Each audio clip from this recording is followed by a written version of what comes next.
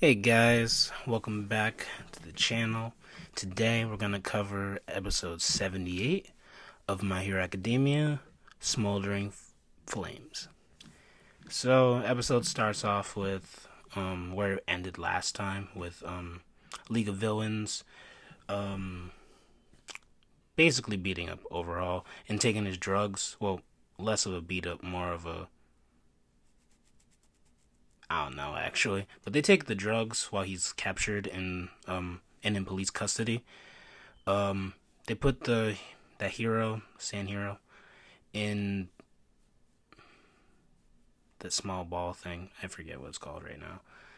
It's late, guys. But either way, that all happened last episode. That's also why I'm not really thinking about it. But it just shows that again, and then jumps to Deku and stuff at the hospital, and everybody getting ready to leave. And Deku's like, "Can I stay with Eerie?" But of course he can't. But instead of going to Eerie, he decides to go to Lemillion, and he checks out with him. And I was a little bit surprised actually during their conversation. It's very clear that Lemillion would probably be a better fit for All for One because he's just so positive, even when things aren't working for him. I mean, he acknowledges he lost his quirk, his mentor died, and he still has to keep smiling, he says, or else like people will start feeling bad, like Eerie, for example. And just being able to do that, I don't know if it's because he's a senior at UA or because he's just a better fit for like being a hero. Deku actually wants to. He actually offers to give Lemillion his quirk. He's like, "What if I could?" And then he's like, "No." I like Lemillion a lot, a lot. I will say honestly, he's a good character, and I hope we see a lot more of him. And I don't know how likely that is without him having a quirk, because he even says he's gonna have to probably take time off of UA because he doesn't have a quirk anymore. So how's he gonna be a hero?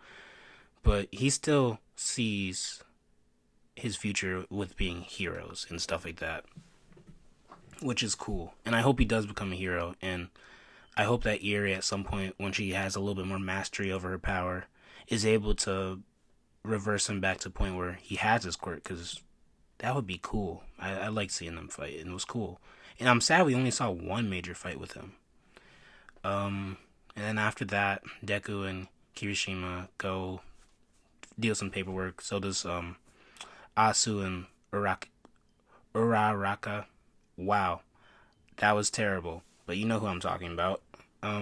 But they all just do some paperwork at the police office, and they finally get back to the dorms, and everybody welcomes them, which is great. And it's like nice to see that as a community, they really do come together sometimes. And they all care about each other, and it's like they made them cake. They're all hassling them, even all of them. Midna runs over and he almost, it feels like he wants to embrace him, but he doesn't. But it's all cool. Only people who are really like out of the loop is Bakugo and flipping Todoroki, because because they have their provisional license exams and classes still going on, but for Todoroki more, it's also because Endeavor, I think, is gonna watch him the next day at his provisional course. So he also, I think, wanted to get some sleep for that. But those two kind of just go off and do their own thing. But everybody else is kind of nice and glad to see them. But while this is all going on, our like side story for this episode is Gran Torino and the detective go get Kurogiri, who's like the guy who can do the warp gate stuff and basically is just a whole warp gate himself. That's on the League of Villains. He watches over Shigaraki and stuff. If you don't remember, because it's been a while. But he's apparently just out in like the forest and walking, and people have said they saw him, and they're like, "Why is he not being careful?" So the detective, a couple police officers, and Gran Torino go out there to go catch him. And once they finally get him, like they got him on the ground and everything, they just hear this stomping, and stomping, and stomping, and then Kirogiri's like, "That man, one for all, is always thinking of everything." And then he's like, "Meet his other servant, Gigo Makia." And it's like this thing, because it's like, I don't know if it's a person. I don't know if All for One made it.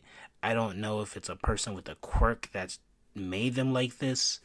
I don't know what is going on, but it's taller than all the trees in the area, and with one punch, after it sees Kirigiri in trouble and stuff like that, one punch, it goes. They move the camera off screen, and you just see all the trees go flying in the area, and it's crazy.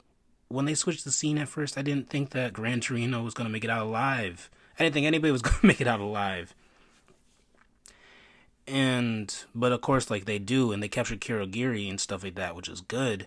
But I like looking at that. I have no idea who's gonna stop it because there's no more All Might, and that's the first. That's one of the only people I'm thinking would have been able to easily stop this without a lot of losses, a lot of deaths, a lot of collateral damage. Because you look at the mountain where I think Gran Torino them were, and when he was trying to fight him, and half the mountain's gone because of this thing, and somehow it disappeared. How does something that big just disappear? Also, that's very worrisome for them. So I have no idea what's gonna happen. That would be interesting. I wonder if that's gonna be in season 4. That would be cool. We got Overhaul, and then we got this thing to fight now. That'd be cool. And I feel like if they're gonna fight this thing, definitely it'll be more of the class. It won't just be like 5 people like it was for Overhaul. It'll definitely be like more of the class. I feel like, yeah, or like Endeavor will come in or something like that. But anyway, so then for the second part of the episode, or the last part, I should say, Bakugo and Todoroki have to go to their provisional course, and this time, I forget his name right now, but the speaker guy and All Might take them to the course, and of course, All Might runs into Endeavor, and then looks like next episode they're gonna talk, but basically, you see all the students that failed from the other schools and stuff like that, or you see the ones that we met previously, like the guy with the wind power, the girl who can transform, I think, or whatever, and stuff like that.